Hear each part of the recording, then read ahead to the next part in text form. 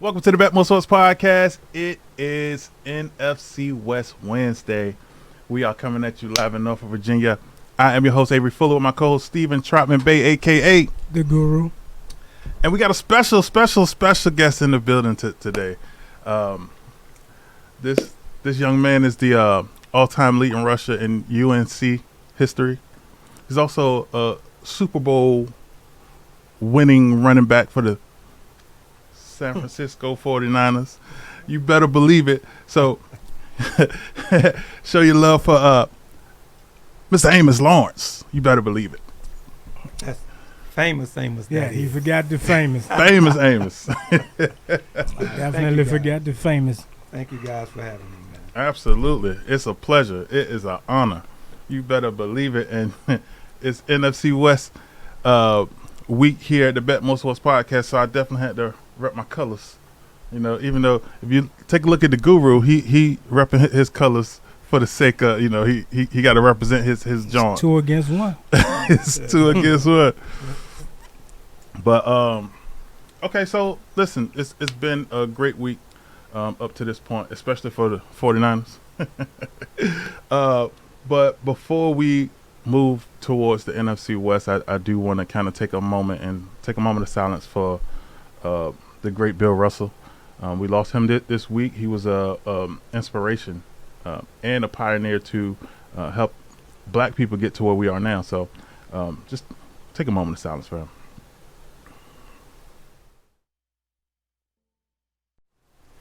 All right, so Guru, I want to know something, man, about when it comes to Bill Russell. What do you feel like he meant to sports overall? A pioneer. I mean, one of the best who ever did it. Definitely. True champion. True champion.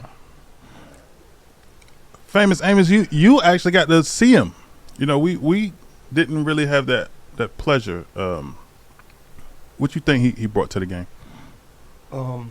Never met Bill Russell before, but watched a lot of him.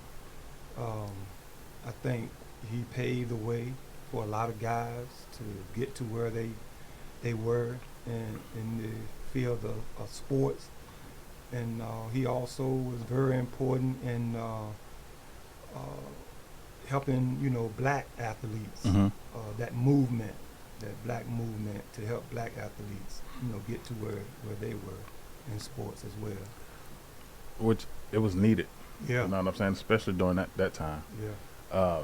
As far as on your list, like I know you won't prepare for it, but as far as on your list all time, where do you rate Bill Russell? and you don't got to give a specific spot, just top 10, top 20. He's definitely top 10. He should be top 10 on everybody's list. I like to give him top 5 most of the time, but I know a lot of people argue that for the level of competition in which he played for, but he was the ultimate winner. Like, who can say they won more than Bill Russell in the game of basketball? Right. It's crazy because I think when people argue stuff like the level of competition, I mean, the reality is he did what he was supposed to do against that level of competition. Right. You know what I'm saying? And he did stuff that ain't nobody doing right now. 51 rebounds. That ain't going to happen. No. Yeah. I can't see that happening ever again. Yeah. So I feel the same way. I got him probably top 5. You know, top 5, top 6, 7-ish. You know what I'm saying? Just because of what he meant to the game, the difference he made in the game, and his ability to win. He won. Like, you know. I mean, you guys took it right out of my mind what I was thinking. I was thinking 5, the top 5 as well. Right. You know, one of the greats back in his era. You know, I mean, what is it? 11 championships. Yeah. I mean, come on. You know, exactly. You can't get no better than that. And you know, you can't take away from, you know, what he has accomplished. Right. And it wasn't limited to the court. He was accomplishing things off the court as well. And I feel like, you know, that only adds to his legacy. So right. He's definitely a legend. All-time legend. The definition of legend. Right. So much so the Finals MVP trophy's named after, for good reason. Okay, so let's heart go out to Bill Russell family, and Absolutely. we wish you nothing but the best for sure. Let's go to the NFL. It's been a lot going on in the news for sure. Starting with Deshaun Watson. Deshaun Watson was suspended for 6 games, and I think somebody said that on the podcast. No, you said 6? I say he should get. 8. You said the whole 8. He should get the whole 8. Somebody said it in the comments. Okay. They guessed it right on the head. I said 3, and Tasha said 4. Okay, yeah. So then, it's weird because he got 6. They are disputing it or appealing it to try to get him the whole year. Famous Amos, you think he should get the whole year?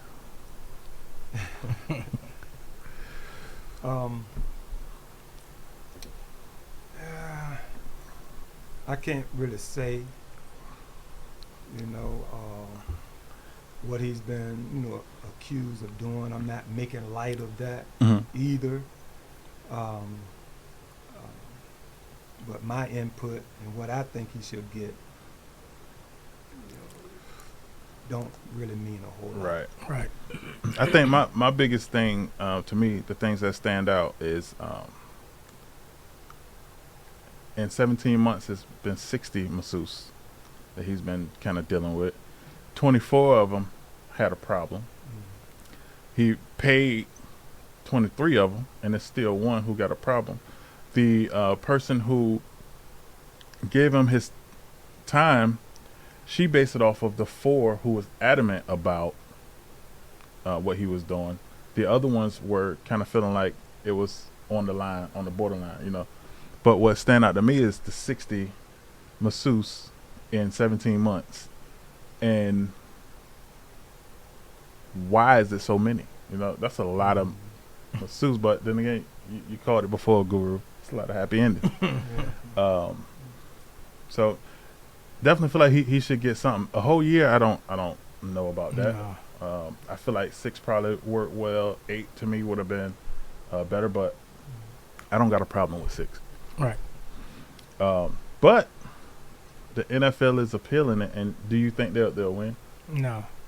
I think they're just doing that because it's protocol. They have to do it, to show that they stand against the allegations and what he's accused of. So, it's just something to kind of save their face. Gotcha. Because what they did was they waited for him to get suspended and then waited to hear the backlash from the media and the people in general. And then they stepped in. Right. It wasn't an immediate process. So, and then for them to appeal it, it's going to also make the organization look better. Right. The fact that they're appealing it. Right. Making it seem like they're not passing it off. Just passing it off. Yeah. I understand completely. Okay, so Deshaun Watson got his sentence, so Cleveland kind of know what to expect now at this point. But somebody on the podcast said this as well when I had to come up here and deliver such horrific news that Deebo Samuel was requesting a trade from the San Francisco 49ers. And I think 2 podcasts later, somebody came up here and they say, Deebo ain't going nowhere. We're going to keep Deebo. Do you know who that was, Guru? There's a few people. Everybody knew Deebo wasn't going nowhere, man. Yeah. I don't know. I didn't. I was kind of nervous. I felt like he wasn't going anywhere because they was prolonging the situation. Right. Too long. And San Francisco said, we're not going to get rid of him. Yeah. So they felt like we're going to figure this out some way. And that kind of gave Deebo leverage. Yeah. He was going to get what he wanted to get. But I think what really pushed it over was DK Metcalf getting that $72 million deal. So now DK Metcalf got, I think, $56 million guaranteed, and Deebo got $58 million guaranteed. Right. So I think that could have been a key factor in them getting it done. Right, and it was good timing for Deebo because it leaves him in line to get another big deal. Right. Because he'll still be under 30 when this deal expires. Right. Which is, when you think about it, it's genius because especially the way the market moving, the market is going through the ceiling. Like, right. I was just telling my kid that people didn't get paid back in the day like they do now. No, sir. You know, it's a whole nother world now. The kind of money they paying these guys now, man, it's ridiculous. You know, Can you imagine? Millions and millions. Shoot, I don't even know what $1 million look like or smell like if you got a smell to it. That they 1 week check is y'all whole season checks Yes, back sir. then. Yes, sir. Man, that Yes, is. it was. If I was a player back then, I would have a problem. I would have a real problem. I'd be boycotting the NFL and everything, because it's like, bruh, y'all wait till now. Out of all the blood, sweat, and tears that I put out there, you going to go hard now? Right. But that was in every sport, though. I seen a comment where Bill Russell said that they had paid Wilt Chamberlain $100,000 contract, and he held out and said that if y'all don't pay me $1 more than him, I ain't playing. So they gave him a contract for $100,001. Oh my gosh, that is. Can you imagine being the best player in the world and you only make $100,000 on your contract? That's deep. This is a different era, and a different day and time, man. I mean, they dishing that money out. I mean, it's crazy, But I guess when you make as much money as they making now, Right. You know, especially with so many different avenues now, you got Owners, the TV, the ticket sales, you know. it's so much. It's oh man. So wish I was 16 again. Thought process would be a little different. Yeah. All right. So next up, we got the Miami Dolphins. Were pretty much found guilty of tampering with Tom Brady and Coach Sean Payton. Pretty much holding illegal, quote unquote, conversations with them prior to free agency. Now they was found guilty of those two, but they was found not guilty of Fixing games. Tanking. Right. Paying the coach to lose games. Right. The only difference is, so they found evidence of tanking, but the way they have it, he never actually offered any money for it. He was still trying to get him to tank, which, you know, I can understand why coach at the time was, I forget his name. What's the guy name that was coaching New England? And he moved to Coach of New England. Yeah, he was the black dude. assistant coach. That was the head coach in Miami. I can't think of this guy's name. If you could think of his name, put it in the comments. Yeah. Because I can't think of it right this second. But I can see how, I can understand how he feel like, you know, you want me to throw games, but that's impacting my legacy. You know what I'm saying? Like, the one thing I don't want is to have 30 losses on my record that was from tanking. You know what I'm saying? Like, that's, and then you wait till I get this opportunity to try to make me look bad, because there's no way I can look good tanking. You know what I'm saying? So I can see why he took the steps that he took. But I don't know. I feel like that they should have got a harsher punishment versus, you know, $1.5 million and 2 draft picks. Yeah. You know, and then a suspension until October 17th. How they come up with that number? that was the weirdest thing ever. But my man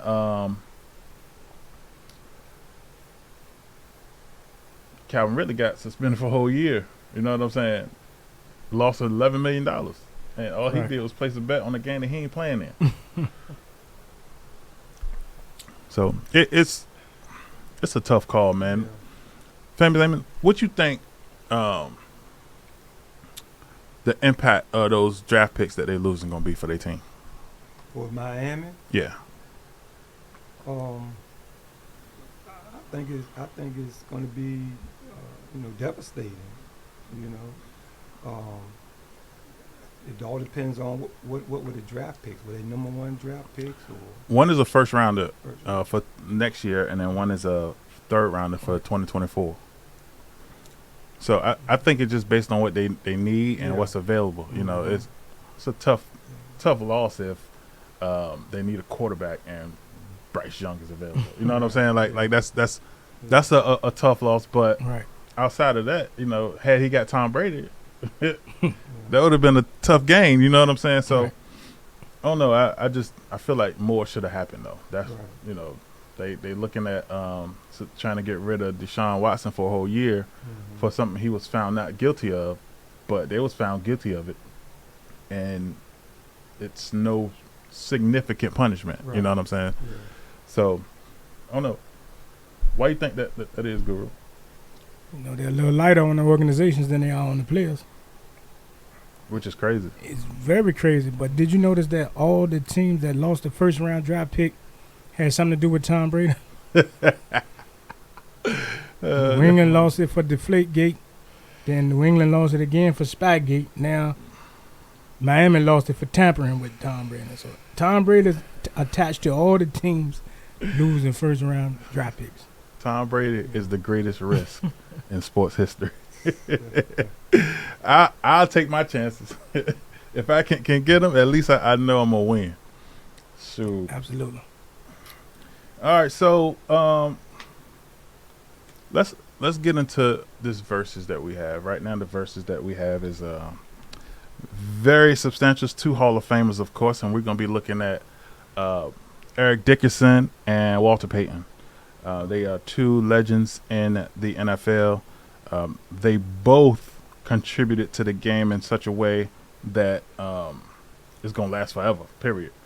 If we were to break down their careers per se, just on a smaller note, Eric Dickerson had 7,000-yard rushing seasons out of 11.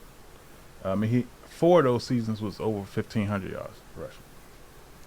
Don't forget the 2,000-yard season. Right. He had a season with 2,105 yards. Yeah. That's probably the most ever at this point for just rushing. And he did that in 84, by the way. You know what I'm saying? And then Walter Payton, he had 13 seasons, and he had 9 seasons with over 1,000 yards rushing. He didn't go over 2,000, but he did have a couple of 1,800-yard rushing seasons, which is pretty good, you know, compared to, what's happening now, if that makes sense. Famous Amos, who you think was the better back?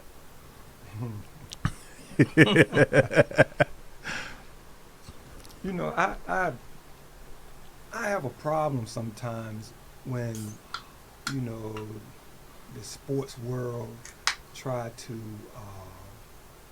come up with who was the best. Mm-hmm. Because the eras are different. Absolutely. Walter Payton was one of the best. I grew up watching Walter Payton when I was with the 49ers. We played the Bears, and he was there, so I saw him on the field. But I feel as though it all depends on certain eras. He was great in his era. Mm-hmm. Eric Dickerson was great in his era.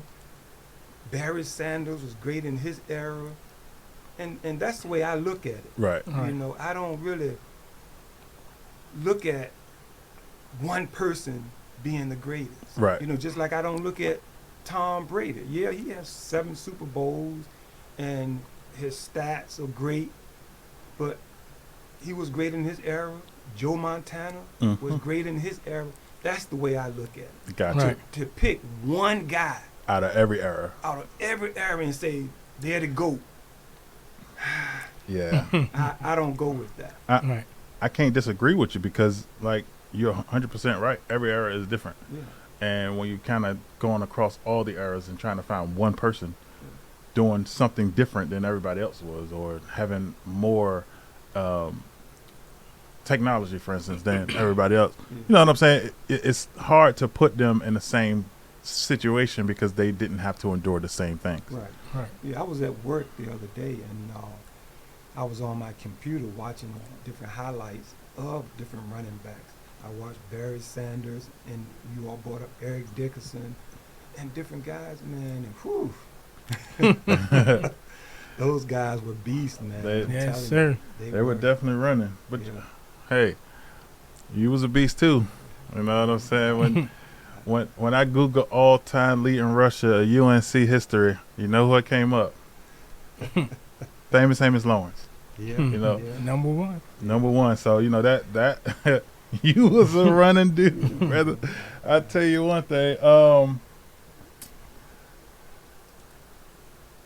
He right. You know, you can't really pick a specific person to be better than another person that's in two different eras. From a career perspective, if I kind of looked at their career highlights and things of that nature, or if I had to pick one, I would pick Walter Payton. Right. You know what I'm saying? I would too. You know, he was. It's hard to. And we got these two people that it's hard to kind of, you know, judge based off of because they both was great. Right. You know what I'm saying? And when you're trying to find that the difference is the only difference is the longevity of their careers. Right. You know, so Me personally, those are, first of all, my top two all-time running backs in the history. If I was ranking running backs, they're going to always be 1 and 2. Okay. 3 going to be Barry Sanders. Okay. Right? But I give ED the slight edge over Walter because he was my favorite. Right? That's who I patterned my game playing football behind was Eric Dickerson, and it was simply because I seen just a small window of Walter Payton's career. Right. You know, I didn't get the full, like you say you watched him and then played against him. I kind of caught Walter as he got older, you know, and he was still effective, but you got to think, 85, man, I was really getting into football, and Eric Dickinson came in the league as a rookie, running for 1,800 yards and then running for 2,100 yards, a record that still hasn't been broken. Right. You know what I mean? So when you think about that, and he was on the LA Rams, it just was the face mask, the horse collar, the face mask, the goggles. You know what I mean? So that's kind of who I wanted to be was Eric Dickinson. But if you ask me outside of Eric Dickinson, who was it? It was Walter Payton. Sweetness. It's crazy because the way it sounds like Eric Dickinson is the reason why these kids is riding around here with sleeves on and helmets with shields. Man, I had a horse collar that won't even the color of our jersey because of Eric Dickinson. Yeah. And I was watching him, like I said, on my computer, and some of his coaches, what they were saying, had problems with him because they felt like he wasn't running hard, but he was. Oh, wow. They felt like, he was, taking it easy. Wow, But they this wanted dude, more? He wasn't, man. He wasn't because of his running style. Right, his running style. He ran track, and he had that upright. And he just looked like style. a gazelle on the field. He was patient. And he won't hard to and he won't easy to tackle. No, he wasn't. He wasn't. He was a low. Yeah. Man, I tell you one thing. 6'3". I would have loved to see that now. You know what I'm saying? To see them through preparation and everything, but in this era now. You know what I'm saying? This era now it's a lot kind of like the NBA. It's safer. You know what I'm saying? The focus is safety. So, you ain't getting blindsided as often. You might get blindsided, but you're going to get blindsided softly because they don't want to get ejected from the game. But, I don't know. I would just love to see them just going head to head. The two best teams they was on just playing each other. I wish we could get that type of simulation, but, it's all wishful thinking. Right. All right, so then let's get into the meat and potatoes. The meat and potatoes. The NFC West. It's my division. Ain't that right, Guru? Yes, sir. Now, I stopped talking last week because you said that you didn't want to get you didn't want to have to deal with this San Francisco stuff 2 weeks in a row. Right. So, welcome to San Franciscoville. All right, so let's talk about the NFC West. NFC West consists of the Arizona Cardinals, the LA Rams, the San Francisco 49ers, of course, and the Seattle Seahawks. Guru, I'm going to start with you. Who do you got winning the NFC West? Rams. Okay, why? Because they're the defending Super Bowl champions and they had the best roster in the NFC West. Okay. Who do you think is going to be the key player for them outside of Cooper Kupp? Matthew Stafford, Aaron Donald, of course, and the new Allen Robinson. You know, Then you got Bobby Wagner too. Then you got Cam Akers that's going to probably be healthy coming into the year. That's going to be a big upgrade, the running back position, because they really was spotted at the running back position. Now they got a surefire running back. Okay. They got two receivers. One that was both was number ones on their teams last year. Mm-hmm. Allen Robinson was the number one in Chicago. Cooper Kupp's the number one in L.A. And he was the Triple Crown winner. Then you got Matthew Stafford, who proved that he can win a Super Bowl. Then you added Bobby Wagner on defense with Aaron Donald and Jalen Ramsey, Florida State Seminoles. Anytime you got two Florida State Seminoles, one at corner and one at running back, you got a good chance of winning the division. I mean, maybe, I guess. Florida State ain't what they used to be. I'm going to say that out loud. They still produce Hall of Fame caliber players. You think they do right now? Yeah, Jalen Ramsey has a Hall of Fame resume right now. Okay. If he continue to play the way he's playing. What about you, Famous Amos? Well, I don't keep up with all the players like you guys do. Mm-hmm. But I have a problem with Seattle. Okay. I have a problem with them because for some reason, I don't know what it is, we've been having a hard time. Every time. I hate every it. year beating them guys, man. Every time. They the only ones we've really had the hardest time with. Yeah. So I have a problem with them. You know, I mean, I would like to start beating them on a consistent basis. Right. Well, they got rid of Russell Wilson, so Yeah, I think that's unless they get Jimmy Garoppolo, then it's gonna create problems. But right now, Seattle probably finished last in the division. Yeah. I don't disagree. Who you got finishing first? I think I agree with the guru over there, but that sounds like it hurt. that hurt real bad. Yeah, that hurt real bad. But my 49ers, we gonna pull it out. I don't disagree with that one. I got the Rams, you know, but there is a God. But I got us going back to the NFC Championship. That's a possibility. The reason why I don't have y'all winning the division or going to the NFC Championship is because of the question marks at the quarterback position. We don't know what Trey Lance can do. You know, for you to hand the keys to a player who was on the team that went to the NFC Championship, to me, is risky.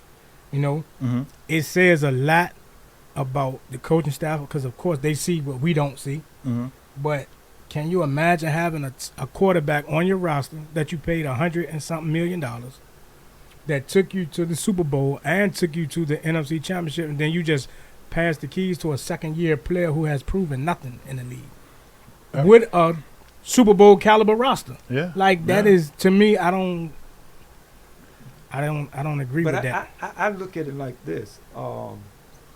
Yeah, we may not know what he can do, but he had time to sit on the sideline and watch. Yep. You know, that's the same thing with Patrick Mahomes. With Mahomes. But Mahomes had time to sit on the sideline and pay attention and watch what was going on. And when his turn came, he showed up. And Mahomes was behind a game manager like Jimmy Garoppolo. Right. Yeah. Right. They was in similar situation because Alex Smith was a quarterback too who took a team to the Super Bowl, and we lost. Alex Smith was a former first-round pick, and he was somebody who had a similar style to Patrick Mahomes because he could get outside the pocket. He was mobile. You know, Jimmy G and Trey Lance are two totally different style quarterbacks. I think Trey Lance fits Shanahan's system a little bit better for what he's really trying to do. And he offers that extra threat of the run. So it's going to be a little harder to defend right away and, to the defensive coordinators catch on. Right. So I give him that advantage, but it's too much uncertainty is what I say. Right. We felt Patrick Mahomes was going to be great, but we never knew he was going to be that great. Right. You know what I mean? It's crazy because with Trey Lance, one of the biggest problems I had with him last year that you could see the difference in when you watch Jimmy G play is Jimmy G, and I compare him to Tom Brady, not as far as his greatness, but as far as the release. They step back and throw the ball. They get rid of the ball. Right. And one of the problems that Trey Lance had last year is that he held the ball so much that by the time he went to throw the ball, he was thrown into coverage. Right. You know what I'm saying? And so that I was watching the 2 games he played last year, and it was just driving me crazy how he was holding the ball as if he either couldn't see or he wanted to try to force something to happen. Right. You know, so but one thing I know about Jimmy is Jimmy going to step back and get rid of the ball. Yeah, even if it's to the other team. Well, he don't turn the ball over that much. You know, he ain't bad. Like, right. No, he's not. But my thing, like I said, with Trey Lance is not only that he's uncertain, but he hasn't played a lot of high-level football. Nope. You know, the man, we came from North Dakota State, South Dakota State, Yeah. one of those two, and he played only 1 season there. You know, so he doesn't have a lot of football, Right. especially high-level football. And we talking NFL football where people going to scheme, different schemes. They're going to show you different looks. Every week you're going to see something different that you can't learn from watching Jimmy G because y'all play 2 totally different styles of football. Right. Well, I just hope that you know, he learned from those mistakes that he made, and during the off season, hopefully he got in the you know, back in the playbook and back in the meeting rooms and the film rooms and looked at the film and paid a lot of attention to, you know, The details of everything. So I'm hoping he can come in and do like Mahomes did and win us a Super Bowl. I sure hope so. I'm telling you, you already know if we go, it's a party, it's a party, it's a party. Okay, so let's talk about Famous Amos there with his 49er gear on. Hey, That's Come dressed head to toe. You know, listen, I'm a fan, so I might have to go find me a Famous Amos 49er jersey. number 20. It's number 20, exactly. Straight up. So, all right, what about the Cardinals? So the Cardinals just re-signed Kyler Murray to a crazy deal, $230.5 million with 160 guaranteed. So, as far as quarterback wise, their future is set. Right. What do you feel like the Cardinals need to do to be successful? They got to be able to effectively run the ball, and they got to be able to effectively stop the run. You know, and they got to keep D-Hop on the field right now. He's suspended the first 6 games. Right. So that's going to hurt. Yeah. You know, they got the best quarterback in the league right now. With Russell Wilson leaving the division. Matthew Stafford probably is, you know, arguably right, a close second. A lot would say he's first because he won the Super Bowl and he got the stats behind him in Detroit, but realistically, Kyler Murray is the best quarterback in the division. Right. Most versatile. He's the most versatile, and he just got to be more of a team player.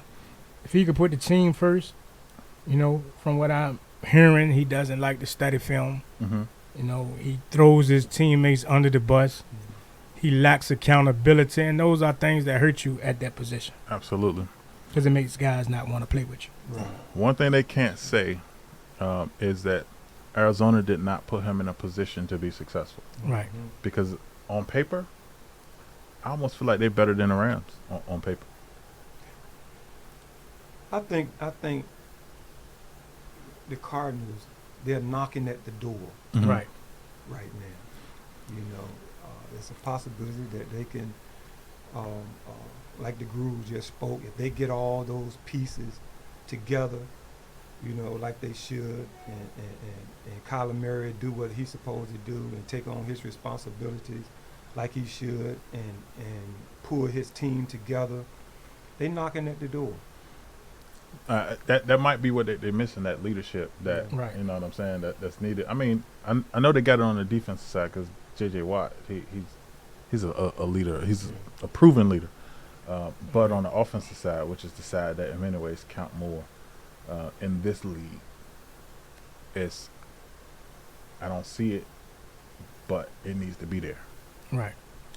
All right, so let's get on the Rams then. You know, the Rams, they're defending Super Bowl champions and, you know, all this extra stuff with the Rams. You know, they beat us in the NFC Championship. Whatever. Cooper Kupp, who in my opinion is the best receiver in the NFL right now.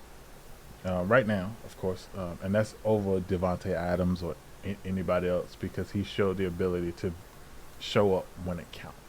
Right. And not only that, he showed the ability to be a team-first guy by saying, hey, I'll take less money to bring in the type of players we need to continue winning. That takes a player who understands team first. You know, not show me the bag. Pay me what I feel like I deserve, but you don't have to I'm not too concerned about being the highest paid receiver. Right. A lot of these guys so stuck on being the highest paid at their position, and their accomplishments are limited. Right. You know, this man won. He had the most receiving yards, the most receptions, and the most touchdowns, and he won the Super Bowl. Yeah. I mean, what more can you ask for? All in one season. Yeah. That's crazy. That's respect to Cooper Kupp. That's and for sure. then turned around and said, you don't have to pay me as much as these guys who ain't won nothing. Yeah. And he caught the game winner on us. Because Jaquaski Tart dropped the interception. You acting like Kyler Murray throwing people under the bus. I'm never going to get over that. Well, at least he's not on the Niners anymore. Yeah, absolutely. Send that stuff over there to Philly. Yeah, I could keep him. Keep him. His hands is on doo-doo. All right, so next up we got the Seattle Seahawks. And the Seattle Seahawks I feel like they rebuilding right now. You know what I'm saying? But they still got Drew Lock, DK Metcalf, Tyler Lockett. They got Noah Fant from Denver. And then they still got Adams on the defensive side of the ball. But, of course, they lost Wagner and pretty much everybody else. And they running back retired, too. Yep. Chris Carson retired because he had a neck injury. So right. I think they handed the reins to Rashad Penny, which – I don't really know what that means for them. You know what I'm saying? I like Rashad Penny. He all right, but he probably a second-tier running back if you picking in fantasy. Yeah, I'm not gonna pick him on my fantasy team. No. I mean, if he's a starter, you're gonna pick any starting running back over some of these backups, but you're not gonna pick them top 5. Right. Yeah, that's the key. I ain't gonna pick. I'm definitely not gonna pick the top 5. Probably not in top 10. So, just to be clear, we got the Rams finishing first in the division. San Francisco finishing second. Arizona third, and Seattle. I didn't say that. Oh, well. I got Arizona finishing above y'all. I got Seattle. The only thing I agree with is Seattle will finish last. Okay. Seattle going to finish last. Unless they get Jimmy G. And the Rams going to finish first? Yeah. Okay, but you got us finishing third. Yeah, I mean, it's a toss-up. It depends on if Trey Lance come and beat Trey Lance that everybody say is, y'all will finish first. Because of that extra dynamic to run the football from the quarterback position. Well, have you heard what they saying about Trey Lance? No. They saying that he might be the MVP this year. That's what the people that's betting foolishly in Vegas is saying. But you also seen that they got more bets that Zach Wilson to win the MVP than they do Tom Brady. Oh, Lord. I know they ain't do that one. Yeah, the people just, taking long shots. Right now, everybody betting the long shot. Well, I need to go bet a long shot. That remains to be seen. Yeah, all that remains to be seen. But I don't understand why. I know he got hurt. The 49ers got rid of the running back Mostert. Mostert was he was a heck of a running back. But he got hurt so much. Yeah. That he got hurt the first game of the season last year and didn't play none. Yeah. You know what I'm saying? And then he got hurt at the end of the season the year before for like 8 or 9 games. Mm-hmm. You know what I'm saying? So I think his skill set is a gift and a curse. Right. You know what I'm saying? He's fast, but he get pummeled when he get hit. And he's so fragile that I think they felt like, you know what? Eli Mitchell is substantial. Right. You know what I'm saying? And I feel like any running back that you put in our backfield is going to be successful. Deebo Samuel is running touchdowns like he started the game as a running back. You know what I'm saying? So, but I think it's the system. The system is what is making it to where we can run the way we want to. You know what I'm saying? Again, a lot of people always talk about how when we was in the playoffs playing the Vikings, how Jimmy G threw the ball 8 times. And I try to explain, like, you know, if I could run the ball every time, why wouldn't I? You know, if I know you can't stop my run, Right. if I'm giving the ball off and they getting 10 yards of carry, why wouldn't I keep running the ball the whole game? Why would I throw the ball? Ain't that what the Falcons did against the Patriots? They was running the ball. Falcons couldn't stop them. I mean, the Patriots couldn't stop them running, right? And then they decided in the second half to throw the ball. And lost. And then lost. You know, I don't understand, why teams do, stuff like that. But You know something I don't understand? yeah. How the man was so excited to have famous Amos Lawrence in the studio and be talking about the NFC West that we ain't took one break all podcast. We ain't even shot a commercial. That's how excited he is. He just been rolling from one thing to the next with a big smile on his face. If y'all can see Avery, he got the biggest smile on his face like a kid at Christmas. Listen, when you love your team like I love my team, you look forward to days like this.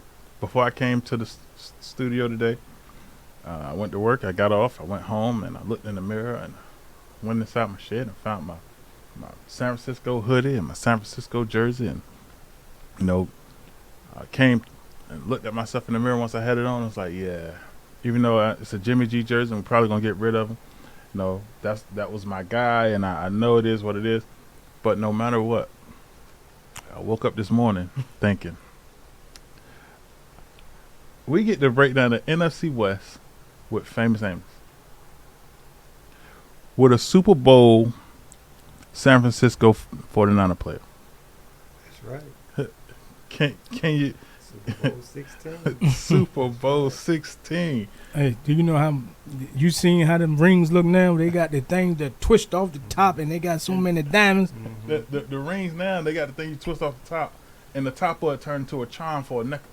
And they get them a necklace and everything to wear the charm with, so they don't got to wear the ring. I just think of how all of that stuff has advanced so much that it's getting crazier and crazier just to look at. Yeah. It's weird because it almost seems like they're doing it just for show. Right. You know what I'm saying? Like it's no actual point in them doing it, Kinda but like, they're doing it to try to show off. Kind of like you getting a fantasy championship belt and a ring that for show. Because when we won the Super Bowl, they also gave the wives a necklace. Oh, wow. With a diamond pendant Mm-hmm. in the middle. So, Famous name, in case you don't know, I'm the reigning defending fantasy football champion. So I had to put my ring on too, thanks to the guru. You know what I'm saying? Hey, yours a lot bigger than mine. but yours a lot realer than mine. So and mine was the first, so mine look a lot like yours being the first. See how his expanded? Mine's this generation. Yours that generation. But listen, man, I feel like we're gonna win the conference. But out of all the teams that we talked about in the NFC West, who the best team? Well, if I say the Rams again, people gonna. You think they're the best team? Like you said, they're gonna win, but they don't. Yes, the best team don't always win. I said they had the best roster, and I broke down the roster. They got the best roster. They are the best team in the NFC West. Okay. So then, what team in the NFC West is the most overrated team? Besides San Francisco, probably Arizona, man, because they talented, but I think they're missing a few key elements of, like you said, leadership. That's going. Did you mean what you said when you said besides 49ers? I just want to make sure. Yeah, y'all not overrated. Y'all got a talented team, but like I said, too many question marks at the quarterback position for my liking. I don't like handing the keys of a potential franchise to a kid. Right. You got to show me that Jimmy G can't. Because what if you keep them both on the roster and start Jimmy G and say, we'll hand you the keys if Jimmy G is not doing what he's supposed to do, and Jimmy G starts 6-0, and then you roll into the playoffs, right? Mm-hmm. But to say here, just take the keys, like they didn't do that with Aaron Rodgers. Right. They really didn't do it with Pat Mahomes. You know what I mean? Pat Mahomes was in position, but Alex Smith was fading out of position. Well, I think they did it exactly the way San Francisco probably wanted to do it. Right. They traded Alex Smith to put Patrick Mahomes in place.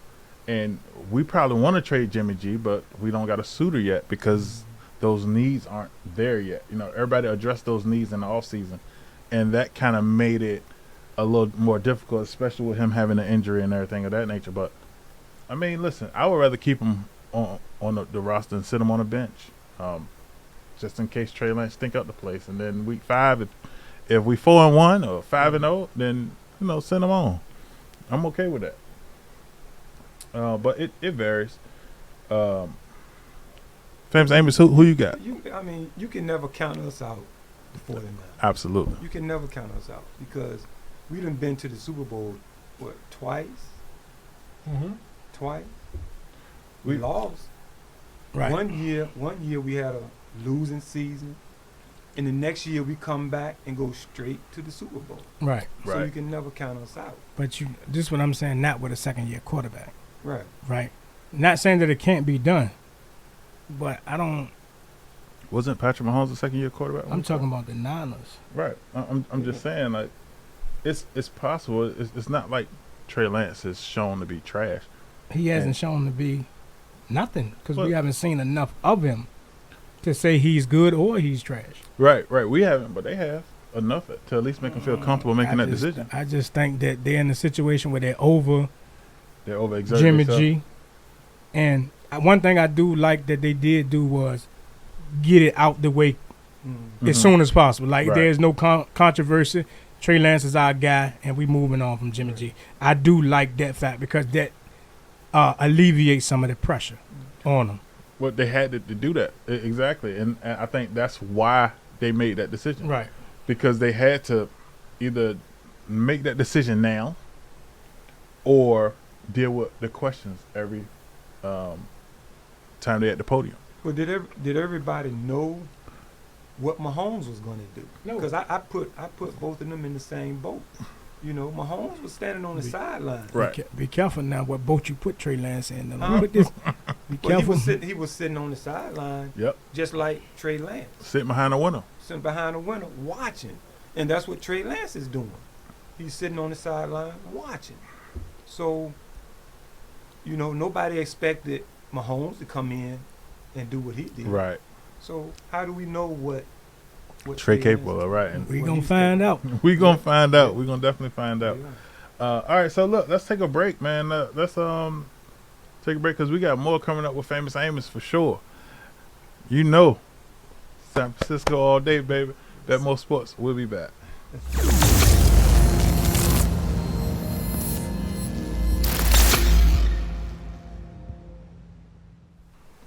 Welcome back to the Bet More Sports Podcast. I am your host, Avery Fuller, chilling with my co-host, Steven Trotman Bay, but you can call him the Guru. Yes, sir.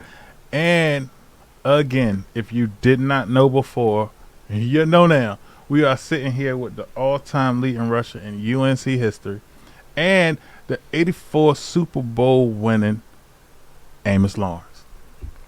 Famous Amos Lawrence. Get it right now. Get it right, man. We'll check you. That was the 81. 81. Oh, that was the 81 Super Bowl. 81. Okay. Very first one. I think that's the. Who they played? Was it Denver? Cincinnati. Okay. Yeah, because they had Boomer Esiason, right? Yeah.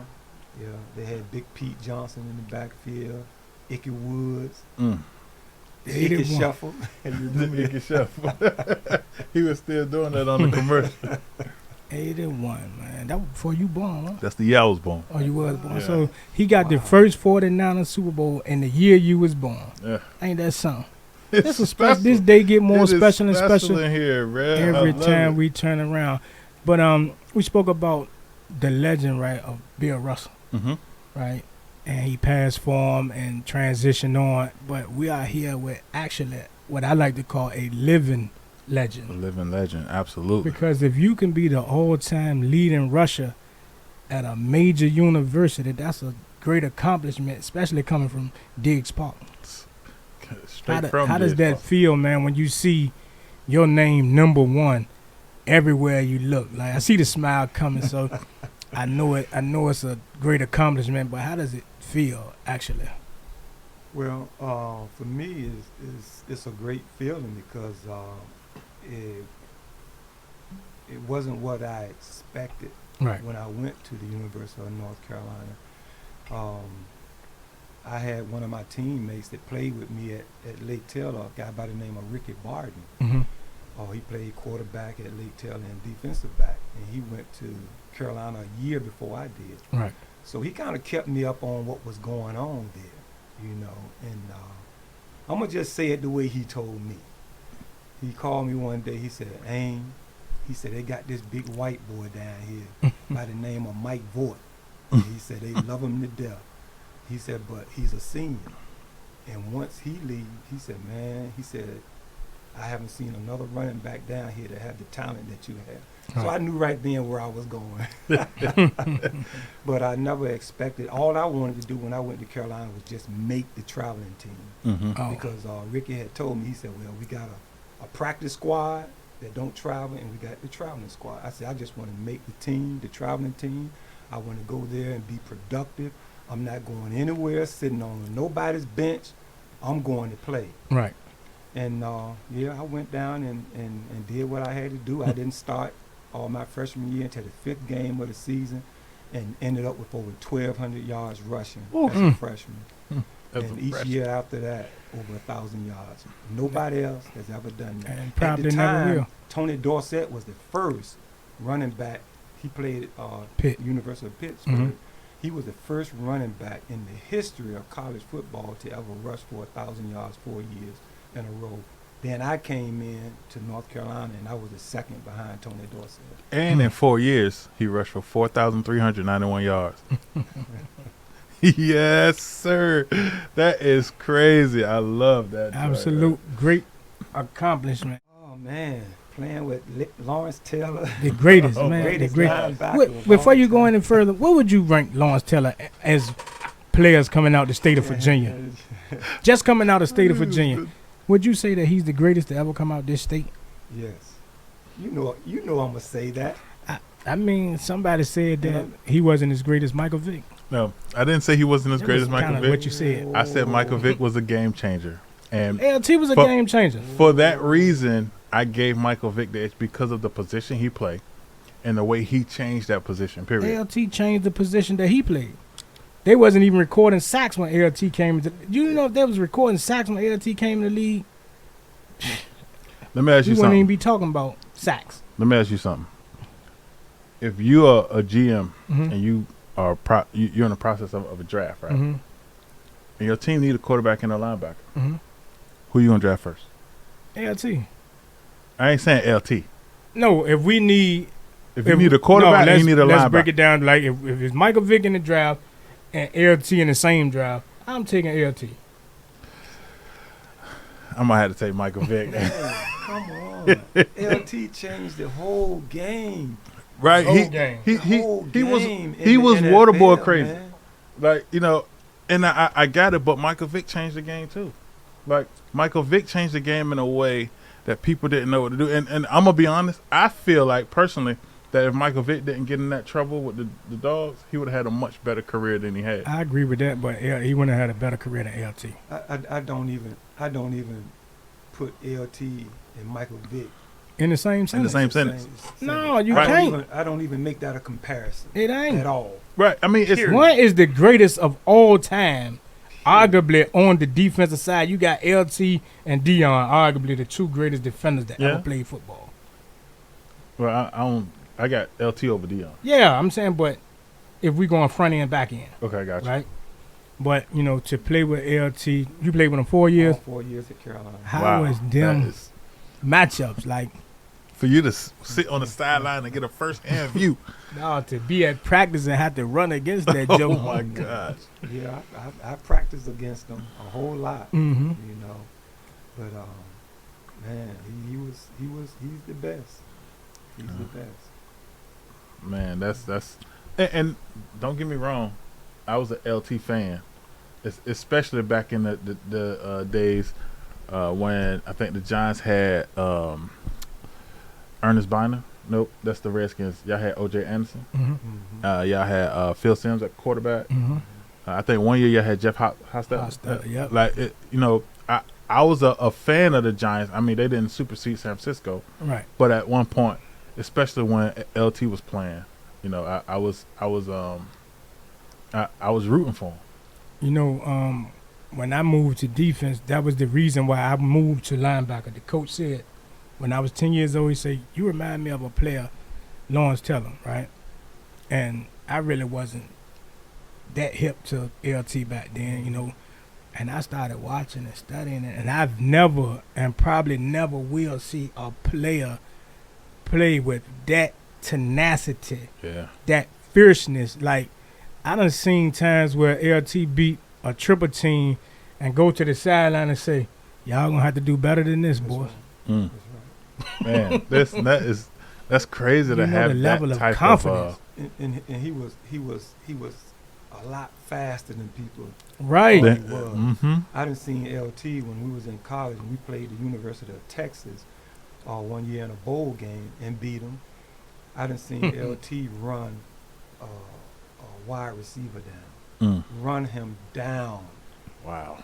He He had to be like in a zone, in a way. You know how they go to the locker room and slam their head against the locker?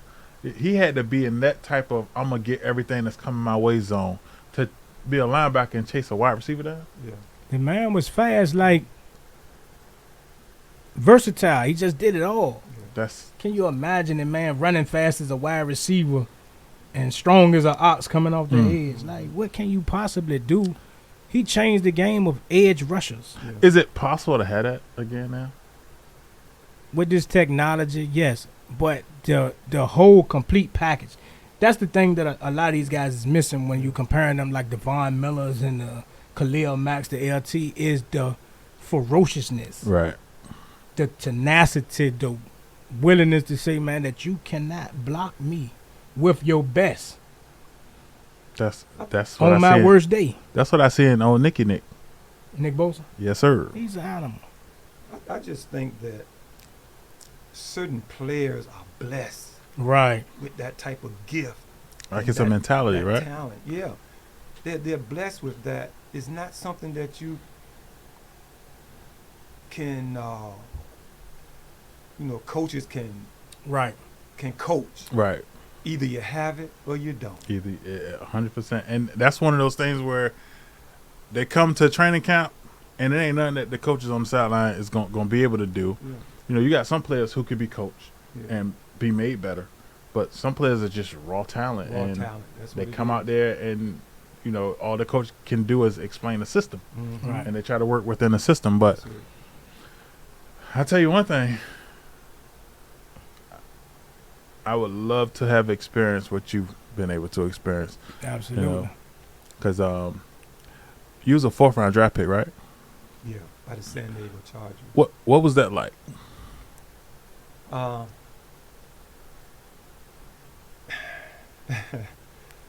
I had a little problem with that because I felt as though I should have went Sooner. In a higher round than that. A running back who rushed for over 1,000 yards all 4 years. Right. That's being consistent. Right. That's as consistent as it gets. And another thing also hurt me when I came out. I got some bad rap. Coming out of North Carolina from coaches. They said that when I was drafted by San Diego. They had me to stay on the phone. They said we have some reporters that we want to put you on these intercom system. So one of the first questions they asked me, they said, "How do you feel about the pro scouts having this bad rap on you?" I was like, wow. And I said, well, what kind of bad rap? And they said, well, the pro scouts got this bad rap saying you didn't play when you was injured, you had a bad attitude, and you didn't have good practice habits. And I was like, wow. And those are 3 things that, the pro scouts don't want to hear. Right. You didn't play, when you was injured. But how does a running back rush for over 1,000 yards for all 4 years without playing when he's injured at some point in time? It's weird because if that is true and you still rush for over 1,000 yards every year, you're a definition of what we was explaining LT to be. You know what I'm saying? Like, that's raw talent. If you don't got a good practice habit, if you don't put in the work per se, but you outplaying everybody, like, I don't understand how that could be a conversation. But you know what I'm saying? You know what's even crazier though? That in today's game, that is totally accepted.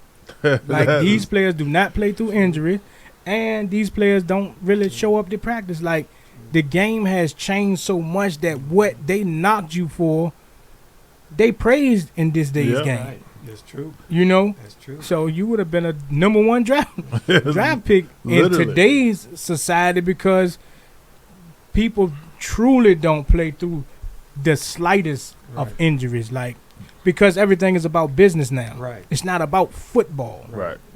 So we're going to protect our investment. So, of course, we don't want famous Amos practicing with a bad hamstring or a sprained ankle. Right. We don't want them playing with those things because a lot of these players probably would and could go, but the organization will shut them down. Right. And say, no, I remember playing against Duke one year when I was at Carolina with 2 sprained ankles. Right. And I also played against Clemson. And just before halftime, I got hit on my hip and caused what you call a hip pointer. Right. And, man, they had to take me off the field to the locker room. But during halftime, I got shot up with that Novocaine and numbed that area and went back out there and rushed for over 100 yards and beat Clemson. Right. So at some point in time, you have to play injured. You got to, especially if you love the game. And back then when you played the game, like, everybody played the game simply for the love of the game. Right. Like you say, when you first got to Carolina, your thing was just to make the traveling team. So, of course, everything you did was to prove a point and to play because you loved the game. Right. Your sights probably wasn't even on the NFL back then. No. Nowadays, everybody just playing to make the league. That's true. And just to be clear, high school, you went to Lake Taylor? Mm-hmm. You know what high school I went to?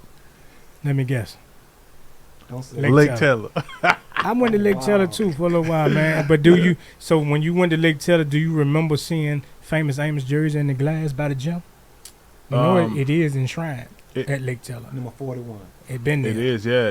With a picture and everything. And I didn't know who he was. Yeah. You know what I'm saying? So, and I was there with Raniel and there was somebody else that was there. I can't think of who it is.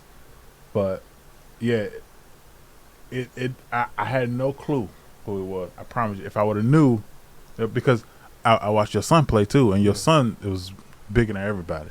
Like, he was he played running back and he was just running people over, and he had the big horse collar on, and I was like, good gracious, who is that kid? I have my high school coach, Coach Bert Harrell, who's deceased now, and he went to see Lil Amos play when he was playing with the Shoot Pop Cowboys. And that's when I seen him. He came back and told me, he said, Amos, he said, let me tell you something. He said, your son meaner and tougher than you ever was. And my feelings wasn't hurt because you want your child to be better than you. Right, absolutely. And if he's saying that your son is better than you, because you was like up here, you know what I'm saying? And so, that'll make me feel like I wish somebody would say my son better than me. You know what I'm saying? Because now I'm gonna push him. I'm gonna push him through the door. Because if he better than me, then his potential is through the roof. And I can tell you, your son his potential is through the roof. You do know that before Amos went to the Shoot Park Cowboys, he was my backup with the Neptunes. He was your backup. I just wanted to point that out. Amos, you was my backup with the Neptunes before you went to the Shoot Park Cowboys and became a legend.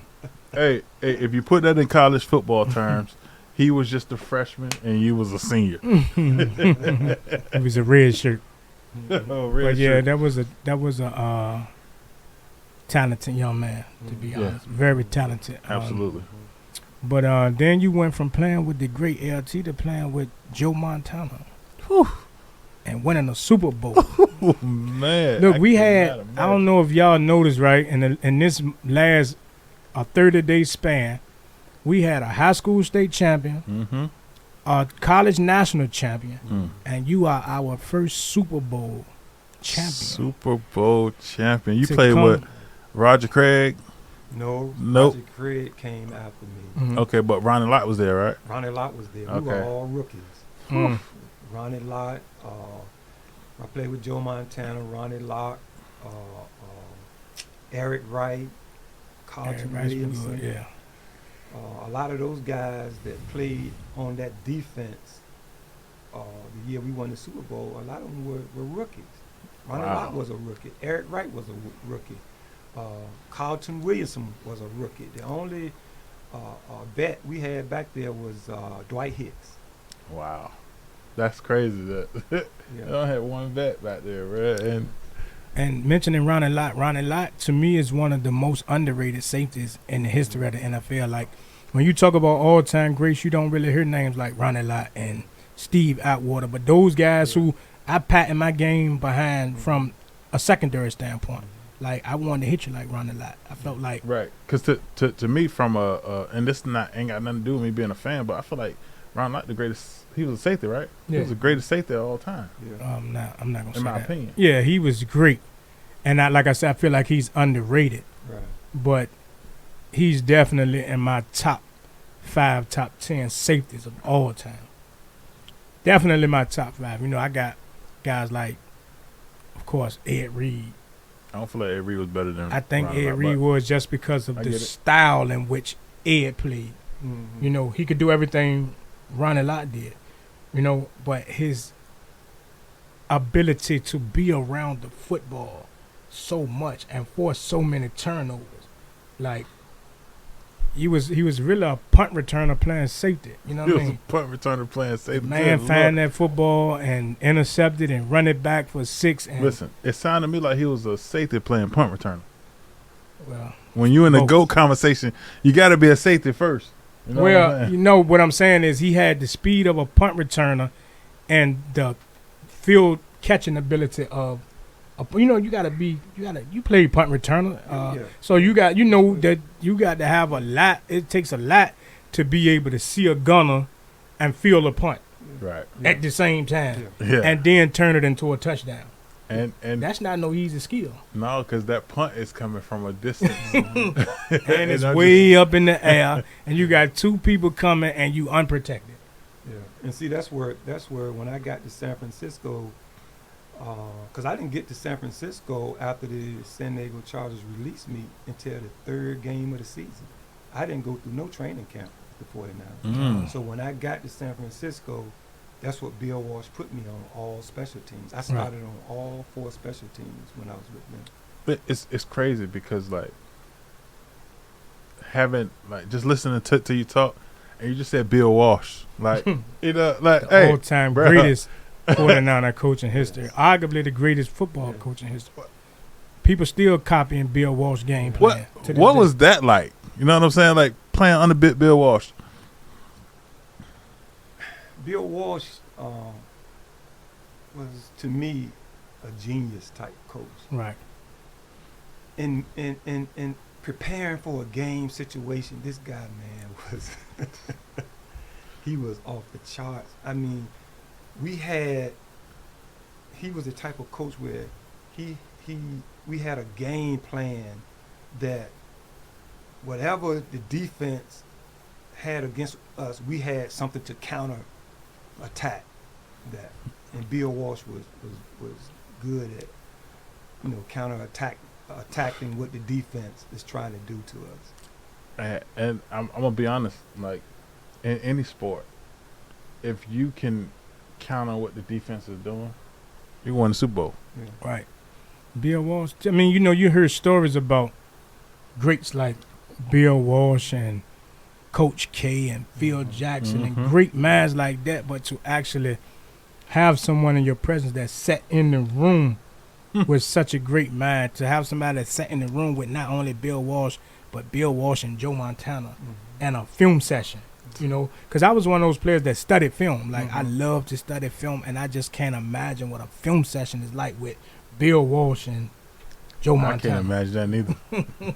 I ain't studied film, but I just can't, you know, like the historical ramifications is like, good gracious. Man, like, can you imagine how many people would wish they was able to accomplish what you were able to accomplish, and not only that, but just kind of learn what you was able to gain from people like Bill Walsh or Joe Montana. You know what I'm saying? Like that stuff make a difference. Yeah, I just feel so blessed to have had that opportunity, you know, to play for the San Francisco 49ers, and I'm just thankful that Coach Bill Walsh thought enough about me to draft me, you know, after I left San Diego. And I'm just thankful to that. And I'm thankful also to Eddie DeBartolo, who was the San Francisco 49ers owner. I mean, I'm just thankful that I played for a great organization, man. With Bill Walsh and the owners. It was the best organization that you could play for. And it's also the best organization that you can root for. You better believe it. Outside of the Giants. Oh, my gosh. All right, so let's take a break. When we got Rank 'em coming up, and more with famous Amos Lawrence. You better believe it. Bet More Sports will be back.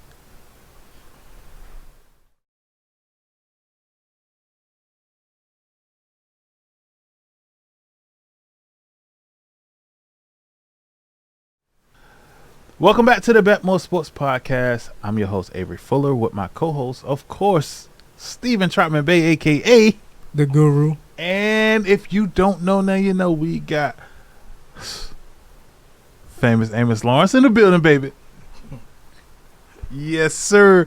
And we have come up on what we call Rank 'em. And Rank 'em is going to consist, first and foremost, of 5 people and then 4 people.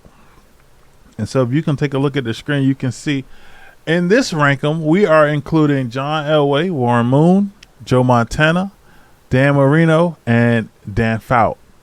And so I'm going to start with our guest, of course, famous Amos. Who would you rank from first to worst? Well, like we said earlier, I'm going to be biased, and I'm going with Joe Montana first. Dan Marino second. John Elway third. Who were the other 2? Dan Fouts and Warren Moon. I would say Warren Moon and then Dan Fouts. Okay. That's not bad at all. Guru, you up?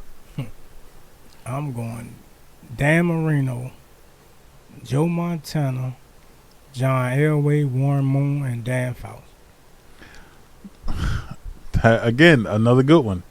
And, of course, I'm going Joe Montana, Dan Marino, Warren Moon, John Elway, and then Dan Fouts. You put Warren Moon over John Elway. I did. I did it. Warren Moon was the first Tom Brady, if that makes sense. John Whitlock, did you catch that? I hope John Whitlock caught it with his hating ass. No, say John Whitley. Oh my God, John. Did you catch that? The man put Warren Moon over John Elway. I'm gonna hear that. I hope you caught that. All right, so next up, we got running backs, and these running backs is gonna be specific to you better believe it, San Francisco. We got Frank Gore, Ricky Waters, Garrison Hurst, and Roger Craig. Famous Amos, who you got? I got Roger Craig,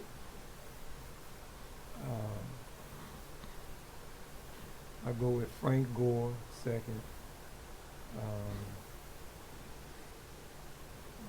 Garrison Hurst. And what's the last one? Ricky Waters. Ricky Waters. Guru? I'm going to add a fifth to this list. I'm going Famous Amos, Roger Craig, Frank Gore, Garrison Hurst. No, Ricky Waters and Garrison Hurst. Putting Garrison Hurst last, of course. Ricky Waters, I like Ricky. And I'm not really biased, but I'm going to go Frank Gore, Famous Amos, Roger Craig, Garrison Hurst, and then Ricky Waters. Straight up. I like what I hear. Straight up. I love it. Hey, listen, if y'all don't know now, you know. We are sitting in the room with a living legend. You better believe it. Just so that y'all know, I'm a UNC fan as well as a 49er fan. And he went to Lake Taylor. And I went to Lake Taylor. And he lived in Deers Park. Easy on Goodman. On Goodman. All my Deers Park people, where you at? Listen, Famous Amos, man, I want to take the time and thank you for your presence, number one, because it is substantial. It makes a substantial difference, especially to a person like me who you literally play for every team I'm a fan of. So it don't get no better than that on my side. And then shout out to the Guru, because I don't know if you'll be here if it weren't for the Guru. You know what I'm saying? Like you know that make a substantial difference. So at the end of the day, listen, I'm in the presence, and not a lot of people can say this, but I'm in the presence of the all-time leading rusher at UNC, which is the school, my college team. I'm also in the presence of 1981 Super Bowl winning champion over the Cincinnati Bengals with Joe Montana, which, as you can see, I'm a 49er fan. And he did all of that while coming out of Diggs Park, for which not too many people is able to come out of there. So the only thing that I can say to you is thank you. I greatly appreciate all the inspiration. I greatly appreciate you setting the trends for the people that is coming up in disadvantaged areas. And I just appreciate overall what you was able to bring to the table when it all boils down for people like me. I'm glad that you guys thought enough about me to have you on your podcast. You know, I greatly appreciate it. And I'm just thankful to be able to come here and share a little bit about, you know, my story. Man, listen, your story is one that definitely need to be documentized. I said that. I made that word up, but everybody out there know what that word means. You know what I'm saying? And at some point, somebody's need to reach out and say, look, we need to tell your story. Because, again, you are the leading rusher. I can't say it enough, Guru. The leading rusher on an all-time basis with 4,391. Look, don't look at me like I'm weird, because I know this. I'm a fan. I am who I am. You know what I'm saying? 4,391 rushing yards and the most all-time in UNC history. And so that, to me, goes a long way. I'm grateful. I'm thankful. And anytime you want to come back, feel free. You ain't even got to ask him. Just come. Just come. Straight up. Guru, ball in your court. You did all that and didn't mention that you was in the presence of the Guru. Oh, that shit don't matter.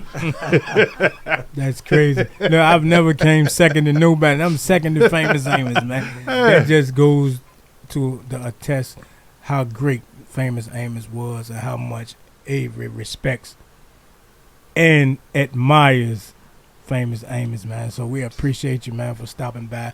Show the people one more time that Super Bowl ring, because a lot of people haven't seen a Super Bowl ring up close in person, and he shows it off every chance he gets. So, as he should. You're looking at a Super Bowl champ, the all-time leading rusher, and he's from the city of Norfolk, man. So and we his salute Super Bowl you. was with San Francisco. And not only that, he takes the time to, you know, mentor and speak to the youth about, you know, being able to achieve and accomplish whatever it is that you wish to achieve and accomplish, man. You know, you're looking at a guy who came straight from where we came from, man, and made it. You know, against all odds, to be honest, because at that time, it really wasn't happening. That's right. You know, so again, we appreciate you, we salute you, and we thank you. And with that said, listen, thank you everybody for tuning in to the Bet More Sports Podcast.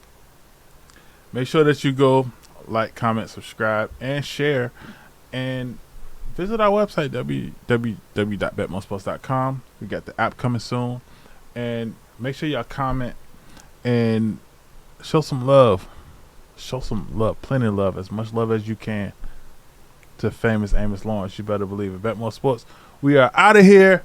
And Guru, you the man, brother. Stay tuned. Guru and the Swami coming soon.